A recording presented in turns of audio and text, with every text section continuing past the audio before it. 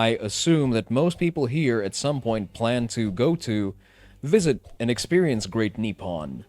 If you do not go in the spring. Cherry blossoms are entirely overrated. They are basic as fuck, and you are wrong for liking them. It's okay to like them as a concept, there's a smarter way to experience them.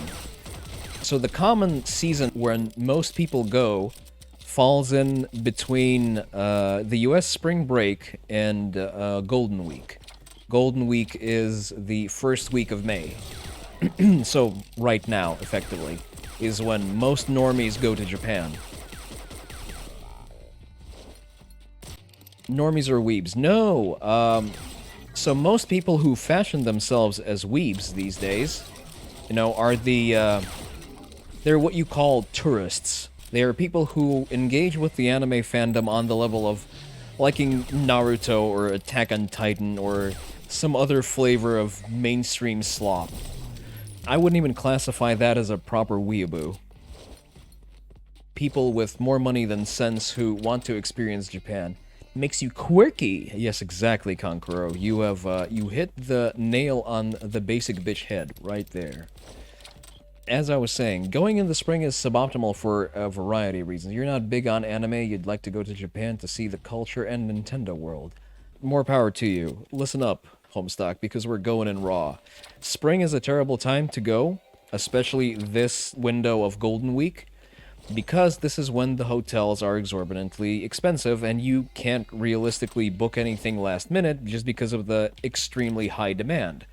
Because you have American tourists, you have European tourists who are also on spring break, you have mainland Chinese tourists who are also on spring break, who have a spring season break right around the same time. And then you have Golden Week, when all of Japan has their one annual holiday, and they go to, you know, to explore places around Japan and also create demand for hotels, especially in touristy places like Nara, like Kyoto, Kamakura. Things that you, as a tourist, would also like to experience and see, and don't even get me started on, like, the nice hot spring places.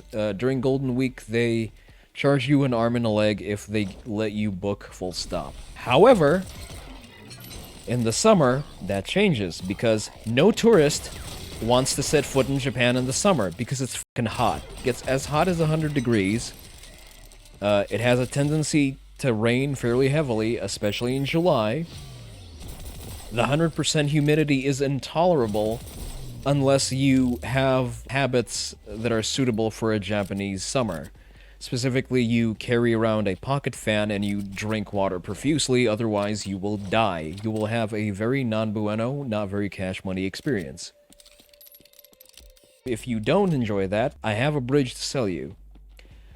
There is a season that is commonly referred to as the fall. It's also very pretty. It features the learned man's Sakura bloom, the red momiji season.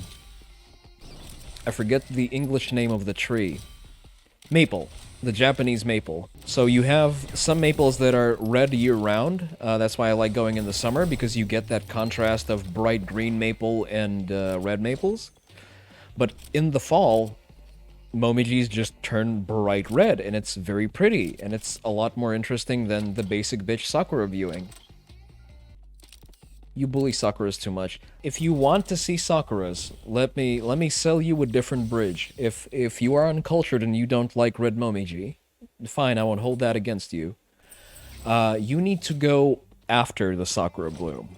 So when the Sakura bloom has ended, and that's usually like the second week of May, is going to be your best spot, because Golden Week is over, all of the Japanese have returned to the thankless toil of their 9 to forever jobs. I joke, of course. That's not how the Japanese work ethic actually works, and it's being over-demonized in popular American media because millennials and Zoomers don't want to work, but that's a subject for an entirely different time. So, late May, actually middle May, you need to go either to a colder part of Japan or to a part of Japan that has tallish mountains. The Japanese definition of a mountain is very generous because, you know, they need to make up for the minute sizes of things there with exaggerated naming. because it wouldn't be a Kuro stream without a penis joke. So, you need to go in the middle of May. Most of the Sakura in like mainstream viewing places will have faded at this time. However, there are mountains.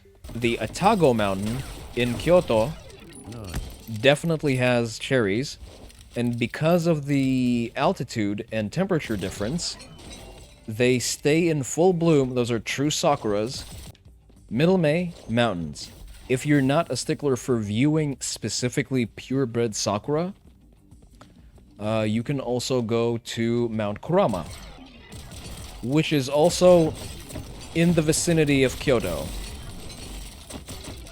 Kurama is an easier trek because it's effectively a mountain-spanning temple.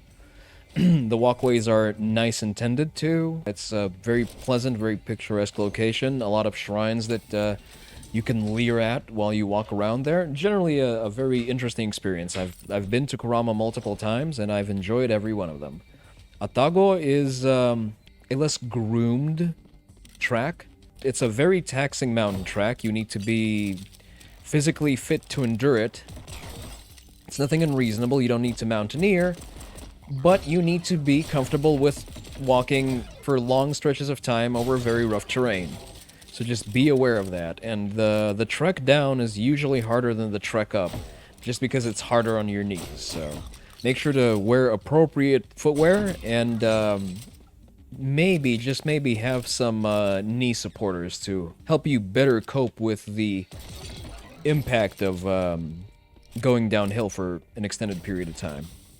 Going to each one of those mountains will eat up most of your day, but you will be out of the way of most tourist groups, at least non-native ones, and you will see, in the case of Atago, you will see natural blooming sakura up high in the mountains.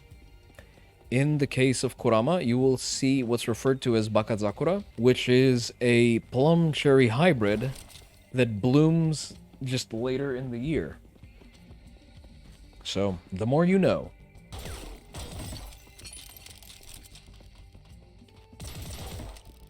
So there you have it. Kuro Aniki's guide to going to Japan in style and with significant savings.